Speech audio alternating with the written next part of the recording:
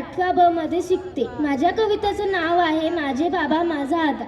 लहान असल्यापासून आई मुलांना सांगत असते, इथे जाऊ नको बाबा मारे, तिथे जाऊ नको बाबा मारेल. मग मुलंसुद्धा बाबांना घाबरतात, बाबांपासून 4 हात लांबच राहतात. कोणतंच मूल बाबाला दुधावरची साय म्हणत नाही, कोणतंच मूल बाबाला दुधावरची साय म्हणत नाही. मूल विठोबाला माऊली म्हणतात, धरणीला माय म्हणतात आणि देशाला माता म्हणतात. बाबा मात्र धरणीतून, देशातून आणि मुलाच्या मनातून केव्हाच झालेला असतो. बाबा गेल्यावर का वाटतं मुलांना पायाखालची जमीन सरकल्यासारखी? का मुलं घाबरतात बाबा गेल्यावर? कधीही नसलेला तो पत्तर दिल बाबा जेव्हा नसलेला होतो, तेव्हा का वाटतं मुलांना की स्वतःचे डोळे मिटवून जी प्रेम करते तिला आई म्हणतात, पण डोळ्यात प्रेम न दाखवता जो प्रेम करतो त्याला बाबा असे म्हणतात. पण डोळ्यात प्रेम न दाखवता जो प्रेम करतो त्याला बाबा असे म्हणतात, बाबा असे म्हणतात. धन्यवाद.